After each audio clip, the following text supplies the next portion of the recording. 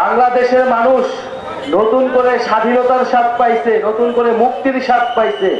সেই গণঅভ্যুত্থানে তার সন্তান জীবন দিচ্ছে। সেই শহীদ রুবেল তার জীবনদানের মধ্য দিয়ে, তার রক্ত দেওয়ার মধ্য দিয়েই আমরা একটা স্বপ্নের কথা, একটা নতুন বাংলাদেশের কথা বলতে পারতেছি। আমরা স্বৈরাচারকে হটাইতে পারছি। শহীদ রুবেল মাত্র ক্লাস 7-এ পড়তো, সপ্তম শ্রেণীতে পড়তো, গার্মেন্টসেও কাজ করতো নিজের পড়াশোনার খরচ মেটানোর জন্য। খুবই গরিব ঘরের সন্তান সেই রুবেল। সেই রুবেলের কোনো প্রয়োজন ছিল না রাস্তায় নামার, সেই রুবেলের কোনো প্রয়োজন ছিল না পুলিশের বুলেটের সামনে নামার। কারণ এই আন্দোলনটা ছিল প্রথমে চাকরির আন্দোলন, যে চাকরিতে বৈষম্য হয়। শহীদ রুবেল হয়তো সেই পুরো জিনিসটাও বুঝতো না, কিন্তু ক্লাস 7-এর একটা ছেলে রাস্তায় নামছিল। কেন নামছিল? আপনারা নিজেদের কাছে প্রশ্ন করুন, নিজেদের বিবেকের কাছে প্রশ্ন করুন। সপ্তম শ্রেণীর একটা ছেলে যদি রাস্তায় নেমে পুলিশের বুলেটের বুকে নিতে পারে, সন্ত্রাসীদের বুলেটের বুকে সাহস করে দাঁড়িয়ে যেতে পারে, স্বৈরাচারকে হটাতে পারে, তাহলে আপনারা আমরা যারা জীবিত আছি তারা কি একটা নতুন বাংলাদেশ গঠন করতে পারবো না?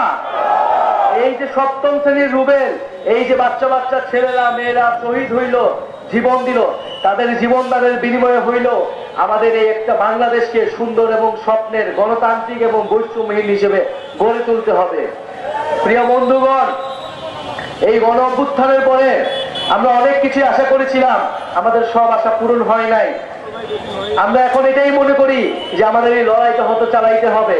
এই গণ অভ্যুত্থানে যারা জীবন দিছে, আমরা দেখতেছি গণ অভ্যুত্থানের পরে আবারও আগের সিস্টেমে, আবারও আগের পুরনো যে নিয়ম কানুন, পুরনো কালচার সংস্কৃতি আমরা দেখছি, সেই সংস্কৃতিতে ফেরত যাওয়ার একটা চেষ্টা হচ্ছে। আমরা হুঁশিয়ারি দিতে চাই যে 24-এর গণ অভ্যুত্থান যারা করেছে তারা কিন্তু এখনো জাগ্রত আছে, এখনো রাজপথে আছে। ফলে যদি কেউ মনে করে আবার পুরনো বন্দোবস্ত, পুরনো দখলদারিত্ব, পুরনো সন্ত্রাসের রাজনীতি আবার ফেরত আনবে, তাদের পরিণতিও কিন্তু স্বৈরাচার হাসিনার মতোই হবে। প্রিয় বন্ধুগণ, আমরা আজকে নীলফামারীতে এসেছি, আমরা শহীদ রুবেলের রক্তের শপথ নিচ্ছি। আমরা সৈয়দপুরে গিয়েছি, আমরা শহীদ সাজ্জাদের কবর জিয়ারত করেছি। এই সকল শহীদরা আমাদের অনুপ্রেরণা।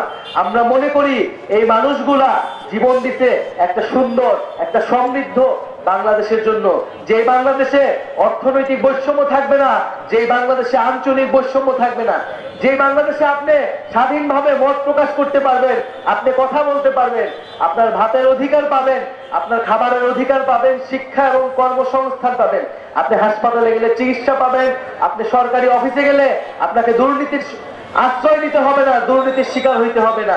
এরকম একটা বাংলাদেশের জন্য আমাদের ছেলেরা মেয়েরা, আমাদের ভাই বোনেরা জীবন দিতে আমরা রাস্তায় নামছিলাম। প্রিয় বন্ধুগণ, যদি গণ অভ্যুত্থানের পরে আমাদের এই সকল দাবি পূরণ হয়ে যেত, তাহলে আমাদের রাজনৈতিক দল গড়া লাগতো না। কিন্তু আমরা দেখছি 7 মাস, 8 মাস, আজ 1 বছর হয়েছে, কিন্তু এই সকল দাবি পূরণ করা হচ্ছে না। কেবল নির্বাচন নির্বাচন নির্বাচন বলে আমাদেরকে সামনে একটা মূলা ঝুলানো হচ্ছে। আমরা এই ধরনের কোনো ধোঁকাবাজিতে বিশ্বাস করব না।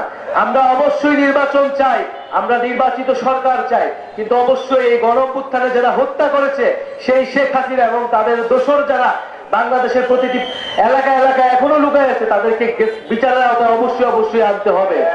শেখ হাসিনাকে দেশে এনে বিচারের আওতায় আনতে হবে। এই শেখ হাসিনার বিচার না হওয়া পর্যন্ত এই শহীদ রুবেলের বাবা, আমাদের সকলের মনে যে দাউ দাউ করে আগুন জ্বলতেছে, সেই আগুন কোনোদিন নিভবে না। প্রিয় বন্ধুগণ, আমরা বলছি মৌলিক সংস্কার হইতে হবে রাষ্ট্রের, সংস্কারের মধ্য দিয়ে নির্বাচনের দিকে যাইতে হবে। আমরা আরো বলছি বাংলাদেশে একটা নতুন সংবিধান লাগবে। যে আওয়ামী লীগের সংবিধান, যে মুজিববাদের সংবিধান, সেই সংবিধানকে ছুঁড়ে ফেলে দিতে হবে। সেই সংবিধান আপনারা আমার অধিকার রক্ষা করতে পারে নাই। সেই সংবিধান আমাদের যখন রাস্তায় মারা হয়েছে, আমাদের যখন গুম করা হয়েছে, আমাদের মানবাধিকার রক্ষা করতে পারে নাই। ফলে সেই সংবিধান, যে সংবিধান জনগণের সংবিধান নয়, সেই সংবিধান রাখার আর কোনো মানে হয় না। ফলে বন্ধুগণ, আমরা পুরো দেশব্যাপী দেশ গড়তে জুলাই পদযাত্রা কর্মসূচি হাতে নিয়েছি। আমরা প্রথমে উত্তরবঙ্গ এসেছি, রংপুর গিয়েছি, গাইবান্ধা গিয়েছি, আজকে নীলফামারী। কারণ আমরা মনে করি যে উত্তরবঙ্গ বৈষম্যের শিকার, এই উত্তরবঙ্গ থেকে আবু সাঈদ, শহীদ রুবেলরা দাঁড়িয়েছিল। ফলে উত্তরবঙ্গের প্রতি আমাদের আলাদা দায়বদ্ধতা আছে। সেই দায়বদ্ধতার জায়গা থেকে আমরা নীলফামারীতে আসছি। নীলফামারীর ইতিহাস অনেক সমৃদ্ধ, নীলফামারীর ইতিহাস লড়াইয়ের ইতিহাস। সেই নীল বিদ্রোহ থেকে আমরা নীলফামারীর কথা শুনি। বন্ধুগণ, এই গণ অভ্যুত্থানের মধ্য দিয়ে আমাদের নীলফামারী জেলায় আমাদের যারা বৈষম্য বিরোধী আন্দোলন করেছেন, আমাদের গণ অভ্যুত্থানে অংশগ্রহণ করেছেন, তারা আমাদেরকে সমর্থন দিবেন, সহযোগিতা করবেন। আমরা একটা নতুন দল করেছি, আপনাদেরকে কথা দিয়ে যাচ্ছি, আমরা খুব শীঘ্রই আপনাদের যে দাবিয়ে দেওয়া, আপনাদের যে আকাঙ্ক্ষা, আপনাদের যে প্রত্যাশা, তরুণদের একটা রাজনৈতিক দল থেকে সেই প্রত্যাশা আমরা খুব শীঘ্রই পূরণ করব। আর এটা ভাবার কোনো কারণ নাই যে রাজপথে তৃণমূলে কেবল একটাই দল আছে।